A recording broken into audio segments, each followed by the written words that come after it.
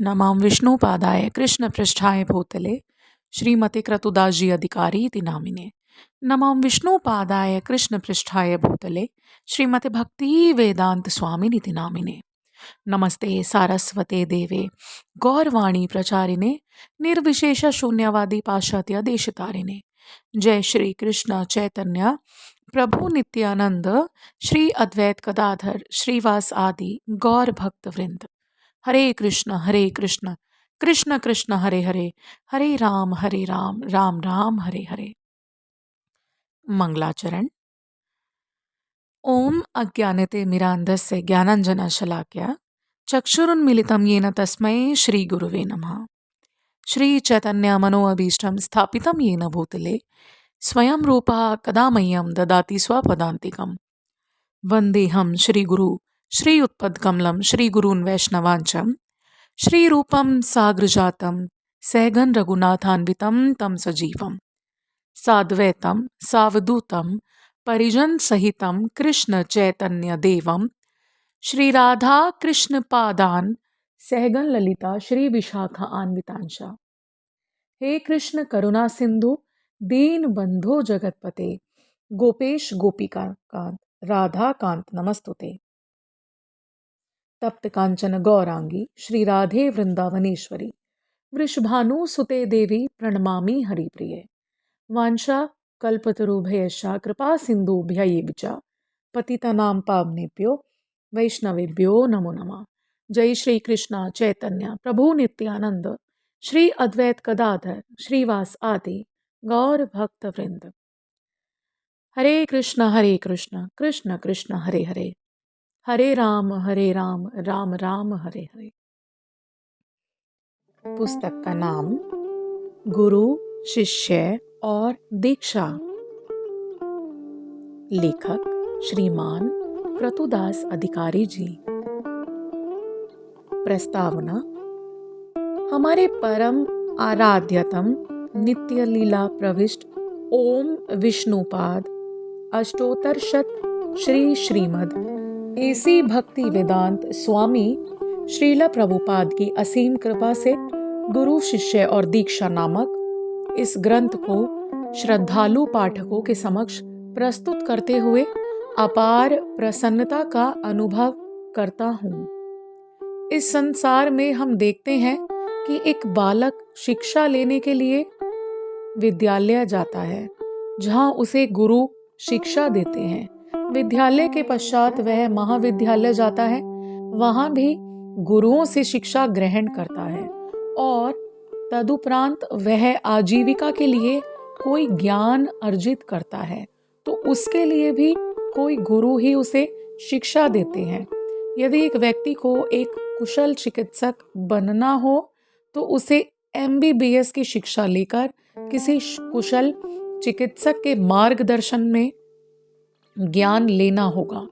इसी प्रकार एक अधिवक्ता, अभियंता अथवा लेखाकार आदि किसी भी क्षेत्र का ज्ञान लेने के लिए एक विद्यार्थी को एक अभिज्ञ अध्यापक की आवश्यकता होती है, जिसे उस क्षेत्र विशेष का समुचित ज्ञान हो। भौतिक जगत में किसी भी क्षेत्र का ज्ञान लेने के लिए एक गुरु की आवश्यकता होती है, परंतु दुर्भाग्य से आधुनिक युग के शिष्य आध्यात्मिक ज्ञान लेने के लिए गुरु की आवश्यकता नहीं समझते हैं। वे समझते हैं कि जिस प्रकार उनके पूर्वज आध्यात्मिकता का अभ्यास करते आए हैं, उसी प्रकार वे भी आध्यात्मिकता का अभ्यास कर सकते हैं। कुछ लोग जिन्हें यह तो ज्ञान होता है कि आध्यात्मिकता के अभ्यास के लिए गुरु की आवश्यकता है, परंतु यह ज्ञान नहीं होता कि प्रामाणिक गुरु कौन होता है। वे किसी पाखंडी गुरु के चक्कर में पड़ जाते हैं और अपना सर्वनाश कर लेते हैं।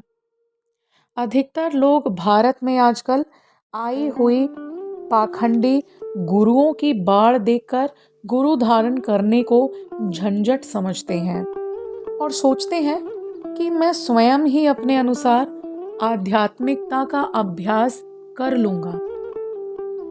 कई लोग ऐसे भी हैं जो देखते हैं कि अमुक गुरु के इतने अधिक अनुयायी हैं, तो ये गुरु सही ही होंगे, अतः मैं भी इन्हें गुरु धारण कर लूं।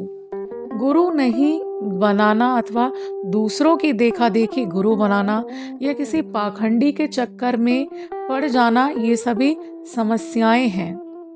यदि आप सोचें कि मैं आध्यात्मिक गुरु धारण किए बिना ही जीवन निर्वाह कर लूंगा अथवा मुझे आध्यात्मिक गुरु की आवश्यकता है, तो आपकी सोच त्रुटिपूर्ण है। हमें मनुष्य जीवन मिला है ताकि हम अपनी आत्मा का कल्याण कर सकें, ना कि अपना जीवन खाने, सोने, आत्मरक्षा करने और मैथुन करने में व्यतीत कर दें। ये सभी कार्य तो पशु भी करते हैं। मनुष्य जीवन की विशेष कृति है जो अपने जीवन के लक्ष्य के लिए विचार कर सकती है। जीवन का लक्ष्य है भगवान श्री कृष्ण की भक्ति करते हुए इस जन्म, मृत्यु, वृद्धावस्था और रोगों से भरे संसार से छुटकारा पाकर भगवान श्री कृष्ण के धाम में उनकी सेवा करते हुए उनके साथ आनंदित रहना। भगवान श्री कृष्ण का गोलोक धाम इन सब दुखों से मुक्त है। वह सतचित आनंदमय है।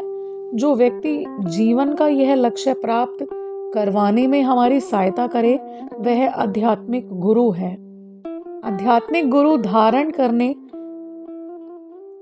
एक गंभीर विषय है, और यह गंभीर इसलिए है क्योंकि यहाँ हमारे जीवन की नहीं अपितु जीवन के पश्चात इस कष्टमय संसार में लौटकर ना आने की बात हो रही है।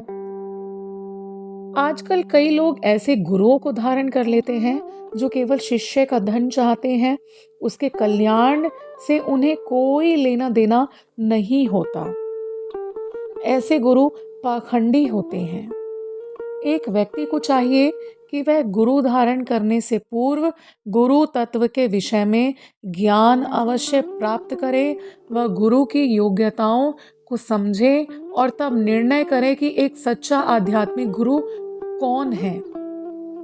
गुरु धारण करना इतना आवश्यक है कि जब भगवान स्वयं इस धराधाम पर आते हैं तो वे भी गुरु धारण करते हुए आदर्श प्रस्तुत करते हैं।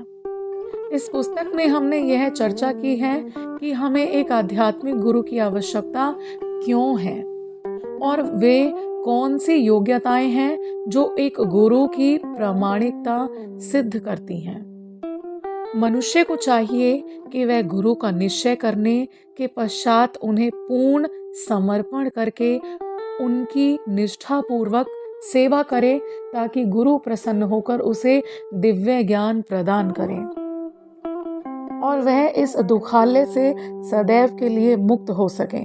गुरु की सेवा से बढ़कर मनुष्य के लिए कोई और कर्तव्य नहीं है। यदि गुरु प्रसन्न हो तो स्वयं भगवान प्रसन्न होते हैं और यदि गुरु अप्रसन्न हो तो भगवान भी अप्रसन्न हो जाते हैं। इसके अतिरिक्त इस पुस्तक में हमने यह भी चर्चा की है कि क्यों हमें एक प्रकट कि गुरु की ही आवश्यकता होती है और गुरु जब देह त्याग करके चले जाते हैं तो शिष्य के क्या कर्तव्य होते हैं। मैं आश्वस्त हूँ कि उस पुस्तक के अध्ययन के उपरांत आप एक प्रामाणिक एवं अप्रामाणिक गुरु के भेद को समझेंगे और शिष्य के रूप में अपने कर्तव्यों को जानकर पूर्ण निष्ठा एवं समर्पण के साथ अपने श्री गुरु की सेवा में जुट जाएंगे। वैष्णव दासानुदास क्रतुदास।